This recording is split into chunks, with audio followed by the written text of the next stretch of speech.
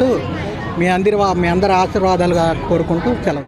అనంతరం పట్టణ మెయిన్ రోడ్లో శ్రీ సాయి సేవా సమితి ఆధ్వర్యంలో గురు పౌర్ణమి సందర్భంగా ఏర్పాటు చేసిన అన్నదాన కార్యక్రమంలో మాజీ మంత్రి ఆలపాటి రాజేంద్ర ప్రసాద్ పాల్గొని అన్నదాన కార్యక్రమాన్ని ప్రారంభించారు. సేవా సమితి అధ్యక్షులు నితిన్ చాందన కార్యక్రమాన్ని పర్యవేక్షించారు.